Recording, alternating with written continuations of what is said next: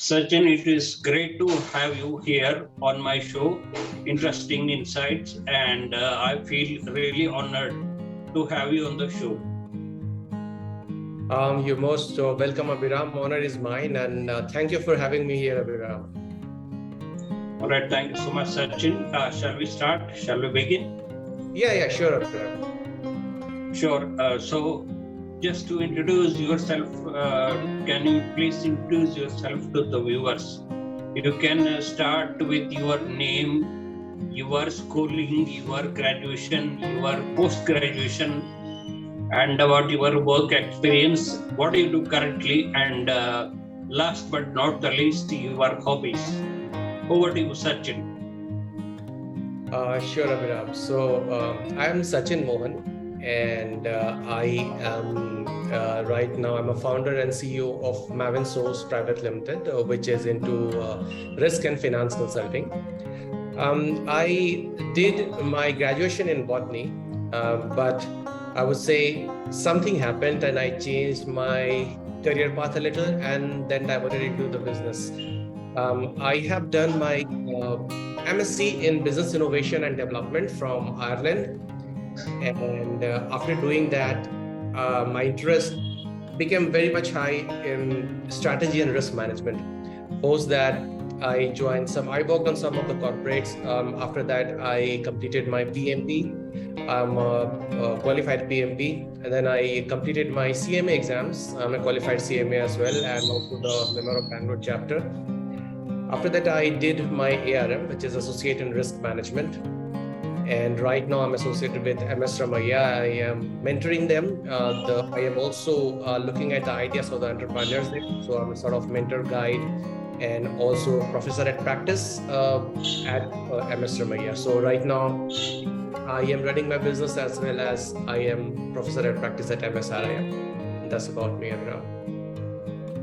That's great, Sachin. What are your hobbies? Well, I like reading a lot, Abhiram, because what I feel is that when you read a lot, you get the answers of some of the questions that if you ask somebody, you won't get it properly, because it opens up the perspective of what to do now. Because in so many times in our life, we are at crossroads. We don't know what to do, what not to do. And the experience that I have now till now in my work, which is around 15 years of working experience I have right now, what I feel that if you ask someone about a problem and what you should do in that situation, you really have to be very careful, because the person who is advising you may not think from your perspective, may not guide you in the right way. So you just have to believe in yourself. And that insight and that perspective comes when you read good authors, when you read about life, when you read about philosophy and try to correlate with your life. So that's the best thing I can do when I'm free, reading books. I read a lot of them. Any more hobbies, Sachin? I know that's it, Abhiram. I don't like watching TV. I don't know how it gives me anxiety that I sit for a long time doing nothing. But yes, I read books. That's my hobby. Very few people in this world actually like or love risk and strategy. So I'm just curious to know how did it all started? What sparked that interest? What do you think? Yeah, sure, Abhiram. So even when I look back in my career right now, I sometimes feel surprised at how a botany students who studied botany in graduation is now advising on risk and strategy. But the shift was very gradual. For example, after studying my life science, I was hired by a multinational corporation to advise the chemical companies on their strategy. So I was a sort of consultant there. So that was my first sort of shift toward a strategy. So because I was working on a chemical companies, there were like Fortune 500 chemical firms where I worked just to guide them on their marketing size, market strategies. Raised my interest a lot in understanding strategy. And then I worked on different multinational corporations there. And fortunately for me, I would say, I was in a group business development team, which was working very closely with the CEO at one of the big global steel manufacturer. There I see the combination of numbers and the strategy, because strategy, like if you talk from a perspective of marketing, is like a sort of, without any numbers. But there, when you have to decide on a strategy, it should be backed by the financial numbers, which means I'm talking about the profitability, I'm talking about your cash flow for next 5 years. If it's a new business, your, margin, etc. That raised my interest again in learning finance also, because that was the interest. I felt always like a detective when I'm doing any strategy consulting. The answer is somewhere, but you don't know where it is. And you have to get the clues, prove it, and then say, this is the way you should move ahead. So when I started working on numbers also, in finance also, I see that the big people, the CXO level at that time in the strategy department, they always talk about the risk. What if this doesn't happen? What if we are not able to get 2% of the market share? How it will impact my balance sheet, my income statement, and how it's going to impact my shareholders? There I learned that there is something called risk, which earlier I was not thinking very seriously. Now I started thinking this is actually the game changer, because even if your strategy is very solid, without considering risk, is like, putting all your eggs in a single basket, or taking a huge, what happens if what you have decided doesn't fall into the place, because this is life and this is business, right? Everything is very uncertain. So that again raised my interest in understanding and learning more about risk from an enterprise level perspective, from a project management perspective, or from a strategy perspective. So that actually, I would say, gradually one thing leads to another leads to another, and that's how I started from a chemical company, but now I have, I think, consulted a lot of chemical manufacturing, service industry, as well as risk brokerage firms. So it's a gradual shift, Abhiram, and I was really lucky to have this. That's quite wonderful. This is a message for the viewers. This chat is not just about risk and strategy. It has a lot more. It has many lessons about life. But what are those lessons? You need to stick around and watch the video till the very end to know them. Okay,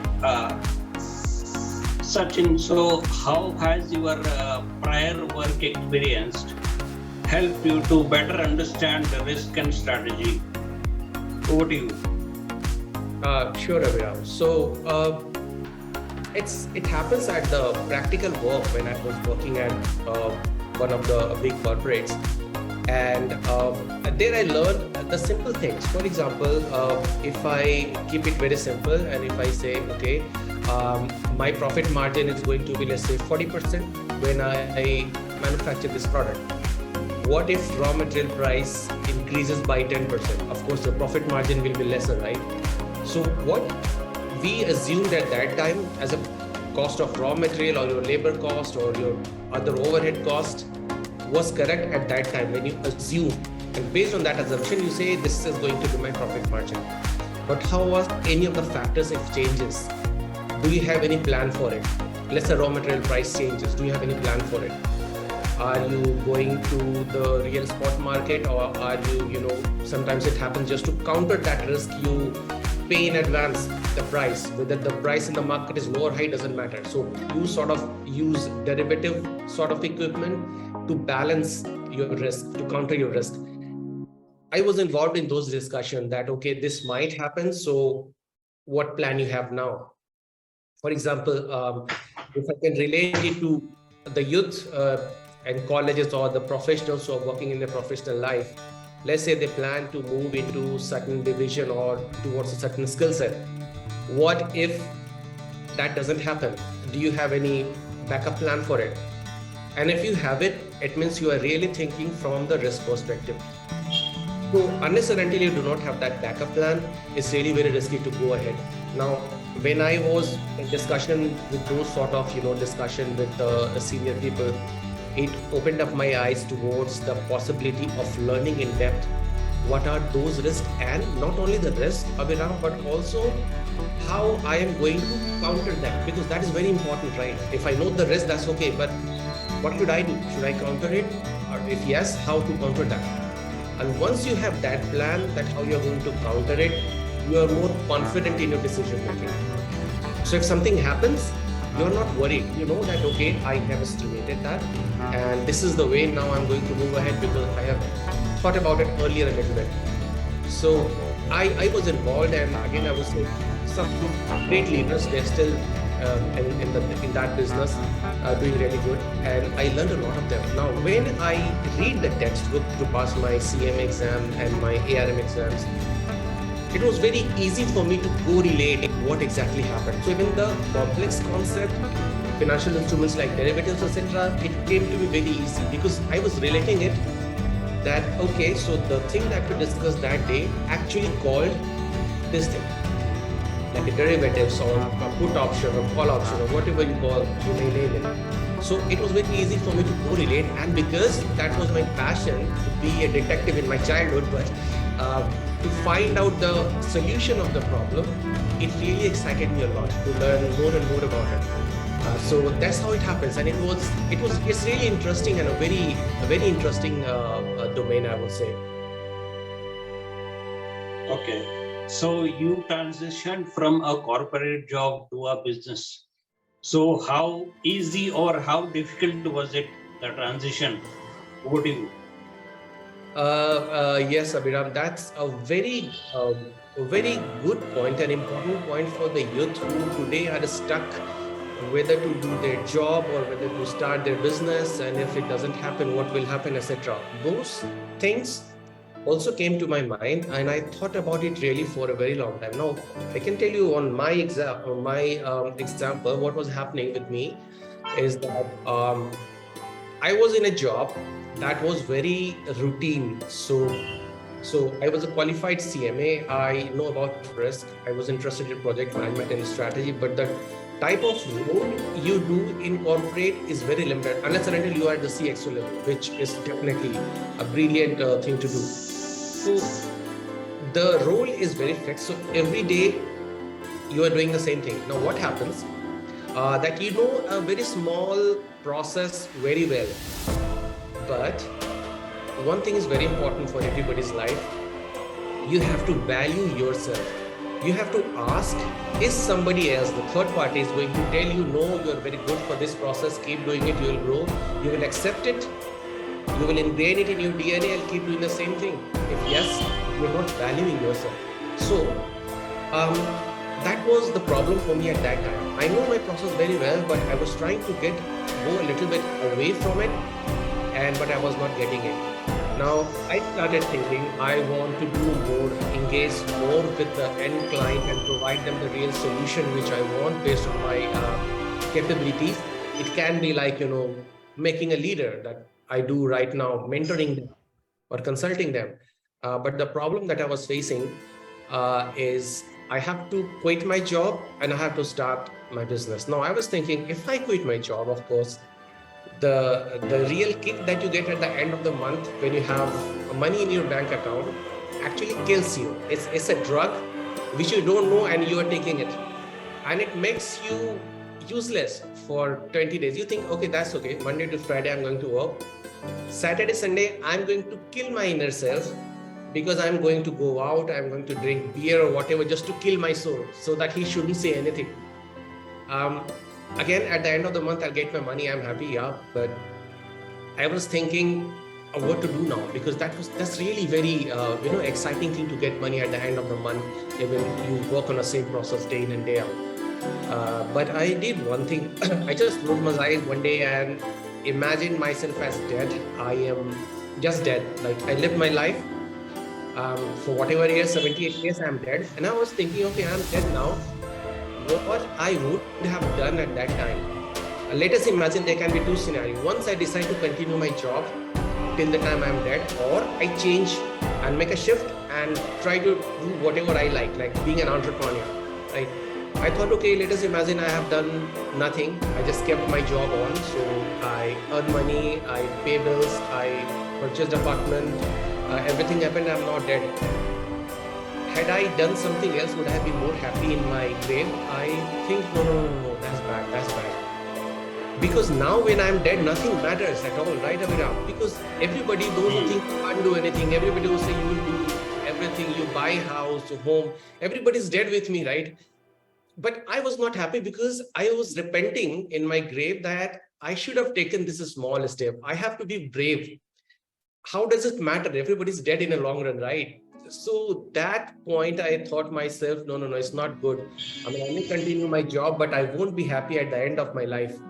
So then I considered scenarios, what is going to happen. I took a buffer of around 1.5 years, that nothing will happen in 1.5 years. Still, I will be doing something what I like. And if I have the skill set, I am going to each and every business to understand their problem and provide the solution. And then I said, okay, let's leave it and focus on what I want to do. So then I decided to quit and started my own journey, where probably I can, use my skills in a much better way to reach more people, because now my boundary has increased. Right now, I'm not just restricted to one process and one business, but now I know people, a lot of people there, right? So the scope expands and then the work also expands. So now I can think from a different perspective. So my brain has a different wiring now, which I was having earlier for just one process. And I thank myself that around 9 or 10 months ago, I took that decision to quit and start on my own. All right. So that is quite an interesting philosophy, Sachin. Now let's move away from business. Let's move away from corporate job. You enjoy mentoring as well. So by mentoring, I understand motivating others. At the same time, you have to be yourself to be motivated before you start motivating others. So how do you keep yourself motivated all the time? Over to you. I think the biggest thing that keeps motivating me every day is I value myself. That's one thing, and that's the only thing. And I suggest all of the people who are listening to this discussion is you have to value yourself, and then you will be motivated. You don't need any external agency to motivate you. When I say value yourself, means I can point out to any person and say, you know what, you can't do anything, or you can't do this thing. Why don't you focus here? The moment you accept it and say, okay, yeah, probably I'm not very good at that, let me focus on some different thing, which means you killed yourself then and there. So you devalued yourself. You need to stand to your ground. No, this is not what I am. I am, for example, a great painter. I am, for example, a great podcaster. I am a great YouTuber. If 10 people are saying you are not a good YouTuber, I am going to prove them wrong. And that desire or that dream that doesn't allow you to sleep is actually going to motivate you. Because the moment you accept all those things, you know that, okay, I'm not good at that, let's try something else. What happens that your desire just goes away. So the very first thing is to have a very specific dream or the aim in your life, and trust that dream and value yourself. That's it. If somebody says to me that, no, you are not very good at a strategy, or you are not very good consultant, I'm not going to change my field, because this happened with me, Abhiram, to be very frank, multiple times in my career. When I was working in one of the firms, there I was studying for my CMA and PMP together. I think I cleared these exams in a span of 3.5 years time, all these 3 exams. So once I passed my first exam, I went to that person. He was at a little bit senior level, and I asked him, I have done one achievement and this is what I have done. I cleared my PMP exam.